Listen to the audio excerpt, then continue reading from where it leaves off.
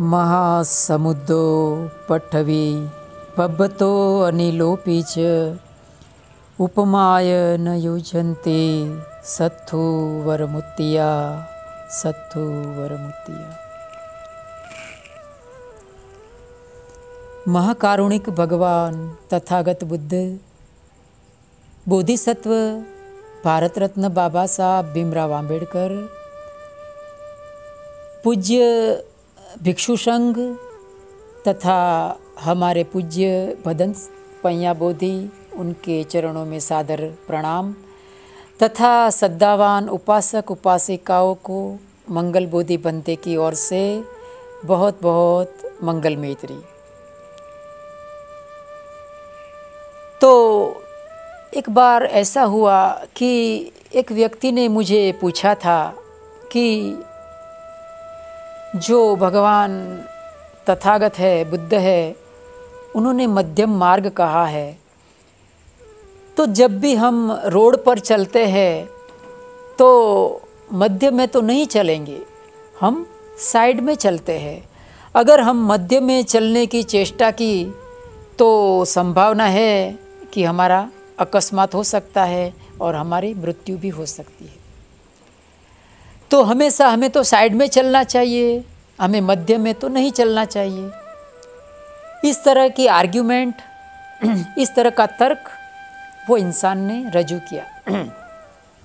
वो इंसान बहुत ही बुद्धिमान होगा शायद। तो उसका तर्क है बहुत सही था कि हम रोड पर जब भी चलते हैं तो एक साइड में चलते हैं, हम मध्य में तो नहीं चलते हैं। अगर मध्य में चलेंगे तो अकस्मात हो सकता है। उनका तर्क बिल्कुल सही था। लेकिन वो मैं मित्र को बताना चाहूँगा कि भगवान तथागत बुद्ध ने मध्यम मार्ग कहा है। मध्यम रोड की बात वो नहीं है। मध्यम रोड है, रोड की जो बात है वो आधुनिकता की इजाद है, वो आधुनिक युग की इजाद है। भगवान तथागत ने मज्जिमा पटिपदा अर्थात पगडंडी कहा है, पाथ कहा है अर्थात एक छोटी पगडंडी की बात कहा है। उन्होंने मज्जिमा रोड नहीं कहा है, मध्यम रोड की बात हरगिज नहीं कहा है। उन्होंने मध्यम रोड की बात हरगिज नहीं कहा है। हाँ, अगर रोड में चलेंगे, रोड पर चलेंगे तो हमें एक साइड में चलना पड़ेगा, ये बात एकदम सही है, एक बात एकदम तार्किक है। लेकिन अगर हम जब भी पगडंडी पर चलते हैं, छोटे मार्ग पर चलते हैं, तो हमें साइड में चलना पड़ेगा। हमें साइड में ही चलना चाहिए और हम साइड में ही चलते हैं। जैसे कि अगर हम कोई जंगल से गुजर रहे हैं, कोई गांव है और छोटी सी पगडंडी है, उसके ऊपर से हम गुजरेंगे तो हम कैसे गुजरेंगे? क्या हम साइड में चलेंगे या मध्य में चलेंगे? यकीनन हम मध्य में ही चलेंगे। छोटी पगडंडी मध्य में चलने के लिए होती है, साइड में चलने के लिए नहीं होती। अगर हम किसी जंगल से गुजरते हैं और पगडंडी के ऊपर चलते हैं और अगर हमने साइड में चलने की कोशिश की तो क्या हो सकता है? अगर हम साइड में चलने की कोशिश की तो हो सकता है, क्योंकि साइड है वो कांटे कंकड़ से भरी हुई होती है। साइड में कांटे कंकड़ पैर में चुभ सकते हैं। कोई जंगली जीव जंतु सांप बिच्छू भी काट सकते हैं, क्योंकि जो एक साइड है वो इस तरह की प्रतिकूलताओं से घिरी होती है। जबकि छोटी सी पगडंडी है, उसके अगर मध्य में चलते हैं तो हम सलामत रहेंगे। तो भगवान बुद्ध ने इसीलिए मज्जिमा पटिपदा कहा है, मध्यम मार्ग की बात कहा है, मध्यम रोड की बात नहीं कहा है। इस बात में जो इंसान ने, जो मित्र ने मिसाल दी थी, उस मिसाल को यहाँ तक हमने तर्क की दृष्टि से समझा। अभी भगवान बुद्ध का तात्पर्य क्या था मज्जिमा पटिपदा के अनुसंधान में, उसको समझते हैं। भगवान बुद्ध अपने धम्मचक्क प्रवर्तन सूत्र में कहते हैं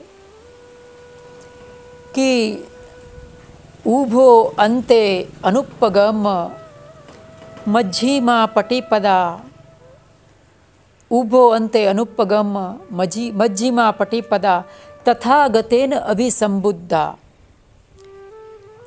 मानी दोनों छोर को भगवान बुद्ध ने त्यागने की बात की है।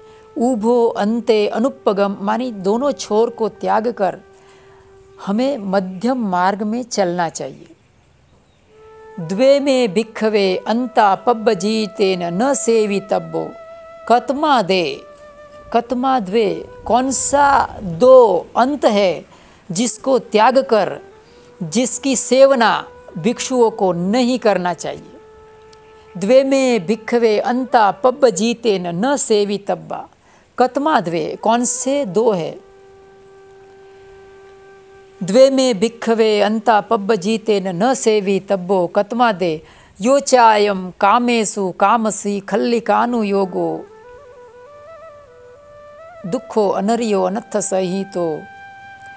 कहते हैं कि एक वर्ग है जो क्या करता है, जो कि जीवन की मस्ती मौज में ही वो उसकी अति पर जाता है।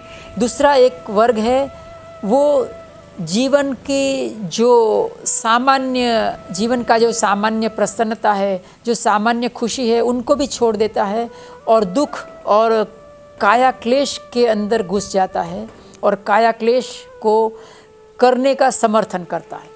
ये दो पक्ष को त्यागने की भगवान बुद्ध ने बात कहा है, उसी को मज्जिमा पटिपदा कहा। जैसे कि उसको हम एक सामान्य अर्थ में समझते हैं कि संसार के जितने भी लोग हैं, पशु पक्षी जीव जंतु इंसान समेत तमाम, ये जितना भी मानव जात है वो सब मध्यम मार्ग का ही अनुसरण कर रही है। मध्यम मार्ग अर्थात भगवान बुद्ध के मार्ग का ही अनुसरण करती है। किस तरह से? क्योंकि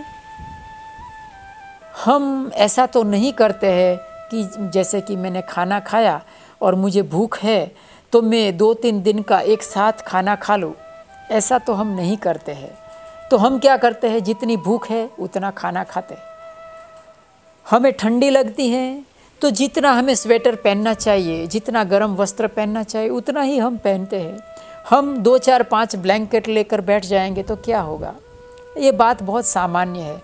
इसीलिए भगवान तथागत ने क्या कहा कि द्वे में भिक्खवे अंता पब्बजीतेन न सेवितब्बा कतमा द्वे यो चायम कामेषु कामसु खल्लिकानु योगो दुखो अनर्यो अनत्थ सहितो। तो इस बात को भगवान बुद्ध ने मज्जिमा पटिपदा कहा है कि मध्यम मार्ग पर इंसान चलकर ही अरहंतव को पा सकता है। अगर काया क्लेश और बहुत सारा काया क्लेश करके इंसान अरहंतव को या तो इटर्नल हैप्पीनेस को नहीं पा सकता है, जो मुक्ति मोक्ष निर्वाण की अवस्था है उसको काया क्लेश करके नहीं पा सकता है। और दूसरी तरफ अगर इंसान है पूरी तरह से मौज मस्ती भरी ज़िंदगी के अंदर कूद पड़ता है और मौज मस्ती भरी ज़िंदगी जीता है, तो वो भी जो अंतिम जीवन की अवस्था है, जो मुक्ति मोक्ष निर्वाण है, वो नहीं पा सकता है। ये तथागत बुद्ध का कहना था। तथागत बुद्ध के समय में एक बहुत ही राजा हुआ करता था। इस बात को, जो मध्यम मार्ग है, इस बात को हम आइए समझते हैं एक छोटे से दृष्टांत के आधार पर। तथागत बुद्ध के समय में एक राजा हुआ करता था, उसका नाम सौण था। वो राजा, क्योंकि हमेशा राजा धनवान होते हैं, उनके पास धन संपत्ति का अपार भंडार था, तो वो बहुत सुकुमार था। तो उसका जो रहने का प्रबंध था वो तीनों ऋतुओं के अनुसार, मौसम के अनुसार बनाए गए थे अलग अलग। वो कभी कष्टमय जीवन नहीं जिया था। होता यह है कि वो भगवान बुद्ध के शासन में वो पबज्जा ग्रहण करता है और वो भिक्षु जीवन जीने के लिए भगवान बुद्ध के पास वो पबज्जा ग्रहण करता है। तो होता यह है कि वो पहले एक तरफ की अति पर था, जो सुकुमार जीवन जीता था, तो बहुत सारे धन दौलत और मौज मस्ती में जीता था। दूसरी तरफ वो पबज्जा लेकर वो दूसरे जीवन में वो प्रवेश करता है।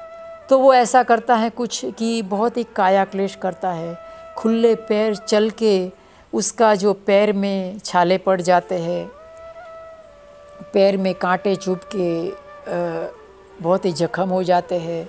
काया क्लेश की वजह से उसका शरीर क्रूश हो जाता है। तो ये सब वो काया क्लेश के दूसरे अति पर वो पहुंच जाता है। एक अति पर था वो पहले, जब भी वो राजा था, पबज्जा लेकर वो दूसरी अति पर चला जाता है। तो भगवान अपने बोधि चक्षु से देखते हैं और देखते हैं कि मेरा एक शिष्य है वो एक गलत मार्ग पर चला गया है। तो उनके सामने तथागत उपस्थित होते हैं और उनको कहते हैं कि सौण, तू अपने जब भी गृहस्थ जीवन में था तो बहुत ही अच्छा वीणा वादक था, क्योंकि वो जो सौण था वो अपने जब भी वो राजकुमार था तो अच्छी वीणा बजाता था। तो तथागत उनको पूछते हैं कि सौण, तू अपने जीवन में पूर्व जीवन में बहुत अच्छा वीणा वादक था, तम की मय्यति सौण। पाली गाथा में उनको कहते हैं, पूछते हैं कि तम की मय्यति सौण, कुशलो त्वं पुब्बे अगर्य भूतो, कुशलो त्वं पुब्बे अगर्य भूतो वीणाय तंती सरेति। वीणा के तारों में तू बहुत कुशल था सौण, तो तू मुझे बता, तम की मय्यति सौण, तुम क्या मानता है। यदा वीणाय तंतियो, तथागत उसको पूछते हैं कि तम की मय्यति सौण, यदा वीणाय तंतियो अच्छायता होती अति शिथिला होती। वो कहते हैं कि जो वीणा के तार है उसको बहुत ही तान दिए हमने, तो क्या उसमें से सुर निकलेंगे। क्या वो जो वीणा के तार है उसको अति शिथिल कर दिए तो क्या उसमें से सुर निकलेंगे। तम की मय्यति सौण, यदा वीणाय तंतियो अच्छायता होती अति शिथिला होती, अपि नूतम तस्मिन् समये वीणाय तंतियो सर्वती वा होती कम्मयुता वाति। वो कहते हैं, उसको पूछते हैं कि क्या वो उसमें से सुर निकलेंगे, क्या वीणा के तार, वो वीणा है वो काम के योग्य रहेगी। तो जो सौण था वो कहता है कि नो हे तम बनते, नहीं बनते, ये नहीं हो सकता। अगर वीणा के तारों को ज़्यादा तान दिया तो भी उसके सुर नहीं निकलेंगे, वीणा अच्छी तरह से नहीं बजेंगी, वो काम की नहीं रहेंगी। अगर उसके जो तार है अति शिथिल कर दिया तो भी उसमें से सुर नहीं निकलेंगे। तो तथागत उसको समझाते हैं कि एवं सौण अच्छारद्ध वीर्यम, कहते हैं कि जो बहुत ही आरद्ध वीर्यम होता है, जो अति प्रयत्न करता है, वो उद्दच्चाय समत्तति, अर्थात बहुत ही उद्दत हो जाता है, वो उद्वेग से भर जाता है। अच्छारद्ध वीर्यम उद्दच्चाय समत्तति, बहुत ही उद्दत हो जाता है, उद्वेग से भर जाता है। दूसरी तरफ कहते हैं कि यदि जो वीणा के तार है उसको अति शिथिल कर देते हैं तो क्या होता है। तो कहते हैं कि एवमेव सौण यदा वीणाय तंतियो अति शिथिला होती,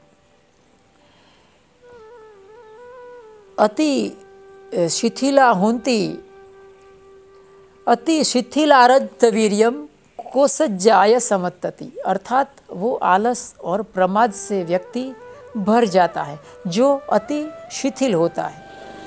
तो तथागत बुद्ध ने ये मध्यम मार्ग के अनुसंधान में ये कथा पेश की थी कि एक राजा सोण है जो वीणा के तारों में बहुत कुशल था, समझ सकता था कि वीणा के तार अगर बहुत ही तान दिए, अर्थात जीवन है बहुत मौज मस्ती से भर दिया, तो हम सम्यक जीवन नहीं रहा, हम मुक्ति मोक्ष निर्वाण को उपलब्ध नहीं हो सकते हैं। दूसरी तरफ अति शिथिल वीर्यम, अर्थात हमारा जीवन है अति शिथिल हो गया तो भी हम मुक्ति मोक्ष निर्वाण को उपलब्ध नहीं हो सकते हैं। ये दो बातें भगवान बुद्ध ने एक वीणा के तार के दृष्टांत को रजू करके सोण नाम का जो राजा था उसको समझाया। तो जो ये मित्र था जिसने भी मुझे प्रश्न पूछा था, उसको मैं इस वीडियो के माध्यम से मैं समझाना चाहा था। तो आज के वीडियो में इतना ही। सभी उपासक उपासिकाओं, सभी हमारे आदरणीय भिक्षु संघ, सबके चरणों में बनते मंगल बोधि की ओर से सादर प्रणाम। सब उपासक उपासिकाओं को खूब खूब मंगल मैत्री। साधु साधु साधु।